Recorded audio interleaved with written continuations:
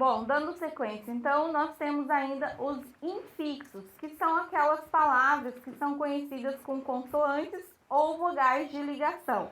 No caso do exemplo, nós temos a palavra sacizinho, que, para fazer o diminutivo dessa palavra, precisa de um infixo, que neste caso é o destaque da letra Z. Uma consoante colocada no meio da palavra para que haja essa ligação e torne aí a palavra diminutiva.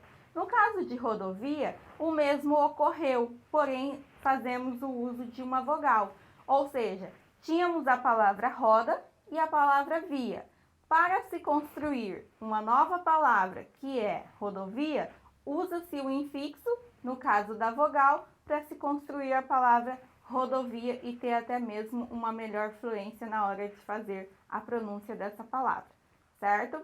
Continuando então, a vogal temática também está dentro dessa estrutura e formação da palavra, pois são vogais que nós vamos utilizar junto com o radical, até mesmo na hora de se fazer a conjugação verbal. Essa conjugação verbal, então, nesse exemplo do verbo amar, a gente tem um verbo de primeira conjugação, que é o amar, terminado em ar, por isso a gente chama de primeira conjugação. Por que a vogal temática é o A? Porque ele vai dar esse lembrete de como era o verbo antes de ser conjugado, acrescentando a sua desinência, que no caso aqui a gente vai colocar ele na primeira pessoa do plural. Nós amamos. Então, esse verbo conjugado, ele precisa de uma vogal temática para que a gente traga a sua conjugação, que no caso é a primeira, fazendo aí a desinência verbal de primeira pessoa do plural, com o acréscimo do mos, a vogal temática e o radical desse mesmo verbo, tá? Então, no outro exemplo, nós temos o mesmo verbo, só que conjugado em uma outra pessoa, que no caso é terceira pessoa do plural, eles amam. A vogal temática continua sendo o A, tá? O verbo continua sendo de primeira conjugação, só que agora aqui nós temos a desinência verbal indicando essa terceira pessoa. Por isso, ela vai se transformar após a vogal temática, porque a gente vai dando a desinência do verbo conforme a nossa necessidade de fazer essa conjugação. Ou de primeira pessoa, no caso nós amamos, ou de terceira pessoa, eles amam, ok? Dentro desse conteúdo, então, da estrutura e formação das palavras, a gente tem dois processos básicos de formação de palavra. Como eu disse, existe uma palavra, a partir dessa palavra a gente pode estar formando novas palavras. Então, nessa formação, nós temos dois processos que são compostos de duas maneiras diferentes. O primeiro caso é a composição. O que é essa composição?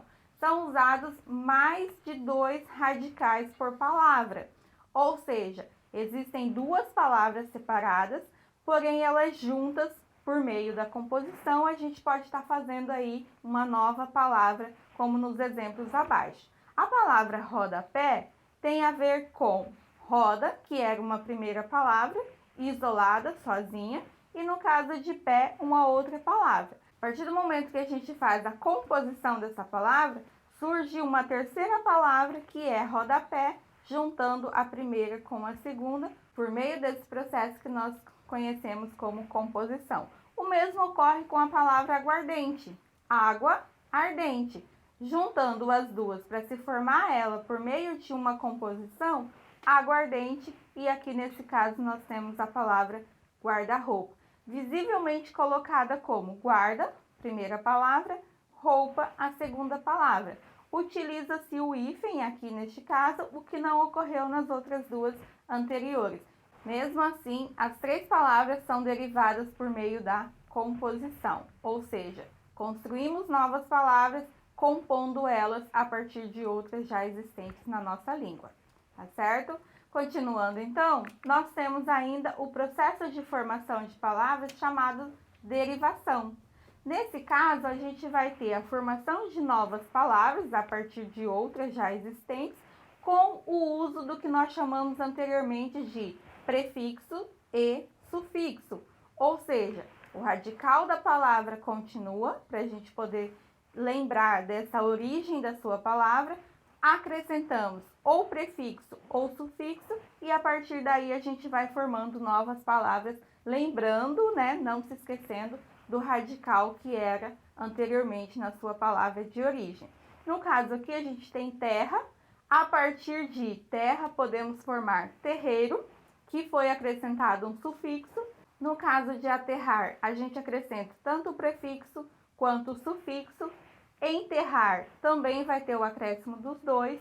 Terreno, apenas de sufixo, que é pós-posto, né? Tá aqui no final.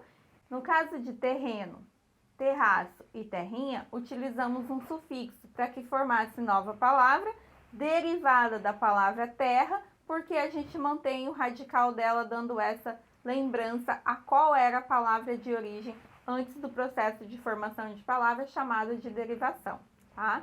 Bom, no último slide, então, a gente tem a derivação parasintética. Ela também vai partir dessa derivação de que nós vamos formar novas palavras por meio dessa derivação. Ou seja, a palavra anteriormente era mudo. Mantém-se o radical mude, porque a partir do momento que você acrescenta o prefixo e acrescentamos o sufixo, a gente manteve o radical e criamos aí uma nova palavra que é emudecer. A diferença dessa derivação das outras que falamos até agora é que, neste caso, se a gente quisesse tirar o prefixo ou mesmo o sufixo, a palavra não deixa.